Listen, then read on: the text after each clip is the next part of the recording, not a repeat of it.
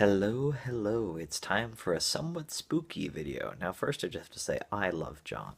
John is awesome and wonderful and great. And it's late and I should have been asleep like an hour ago, but I'm not, so instead I'm gonna actually talk about Luke. I made notes for myself, and those notes say, and I quote, first off, what is dropsy? Then towers, battles, divisions, and strifes, and dunghills. Dash dash 14. Which is, of course, about a bunch of stuff that happens in chapter 14 of Luke. Now, chapter 14 of Luke has a different parable of the wedding feast.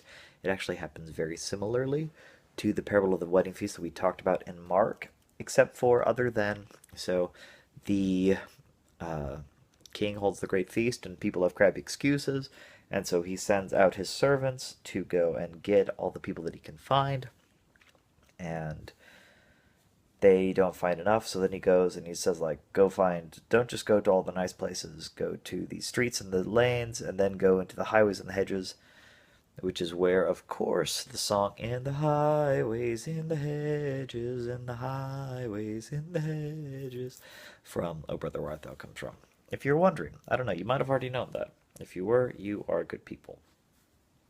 Um, and he calls the Pharisees hypocrites because they will unbind their oxen and stuff. So, the thing that I wanted to look at is in in verses, the pericope that starts at verse 25. Now, that's a word I've used before that I haven't defined, and that word is pericope, Pericope. Now, you might know that classical Hebrew, and ancient Hebrew too, I should say, but this is more of the classical period, didn't have punctuation the way we use it. It also didn't have vowels the way we use it today, but it didn't have punctuation. And the only markings really were the paragraph markings. And so you notice in your Bibles, you might have noticed that there's little paragraph markings periodically every several verses. Those are pericopes.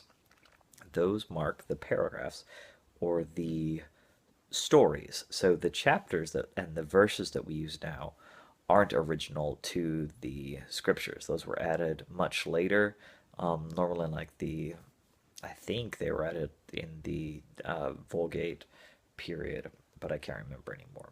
So anyway, that pericope, that set of stories, uh, which gets into weird stuff that we don't talk about a lot in the church, because it contradicts things that Christ says elsewhere. So, and there went great multitudes with him, and he turned and said unto them, If any man come to me and hate not his father and mother and wife and children and brethren and sisters, yea, and his own life also, he cannot be my disciple. And there's not a JST there, I don't think. I'm not using a footnoted copy, an annotated copy of the text, but I'm pretty sure it doesn't. So that's a weird thing, because elsewhere he says the opposite. In John, he actually says both: whosoever hate not and whosoever doth hate can't be my disciple. So what's going on here? And then he says, and if we continue, and whosoever doth not bear his cross and come after me cannot be my disciple. He's not saying you need to hate other people. He's saying you have to be willing to give up everything and to bear the price of it, which is scary. And then he stops and points out how hard it really can be. For which of you, intending to build a tower, sitteth not down first and counteth the cost, whether he have sufficient to finish it? I love, oh, lest haply after he hath laid the foundation is not able to finish it, all that behold it begin to mock him. This verse is special to me because that happened.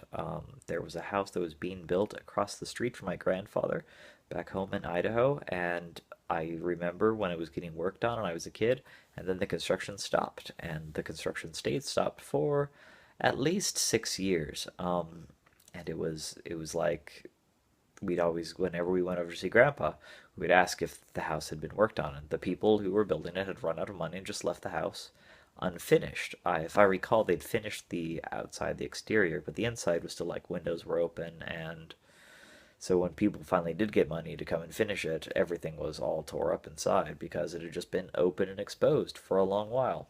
And it was a neat looking house from the outside, but they hadn't prepared and planned for how hard it could be.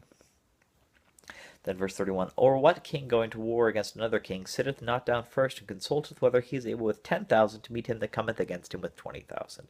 Or in other words, sometimes you need to plan ahead and not get into things.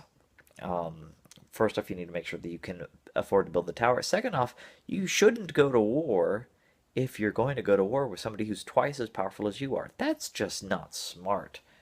And then it continues, or else while the other is yet a great way off, he sendeth an ambassage and desireth conditions of peace.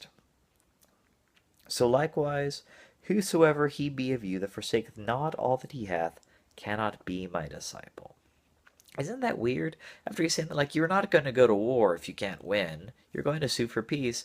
And so, by the way, whoever doesn't get rid of all the bad stuff, they can't really be my disciple. It's like, so are we saying you should plan ahead and you should be a disciple? You should plan ahead, you should be a disciple? You should, like, come to peace with people beforehand? Like how when I move my hand in front of the computer screen, it, like, blocks me out. Ooh. So, I don't know. It's weird.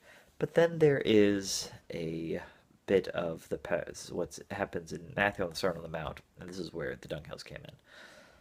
Salt is good, but if the salt has lost its savor, wherewith shall it be seasoned? It is fit neither for the land, nor yet for the dunghill.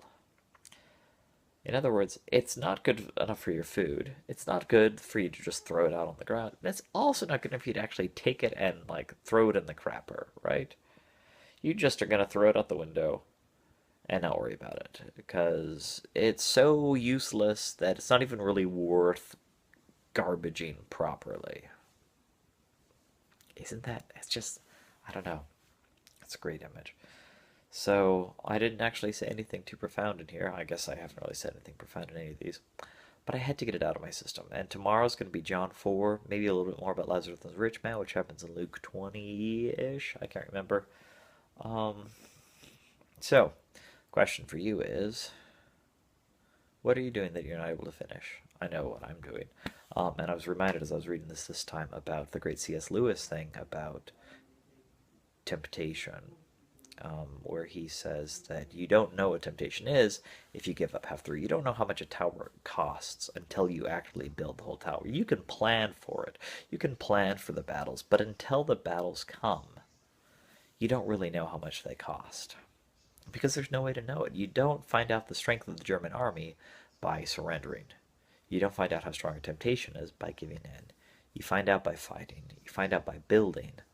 And you find out by living the gospel, just what there is, because you can never sit down and count all the cost, no matter how hard you try. So that is my lesson from Lying Down, and I leave it with you. And I love you. Bye.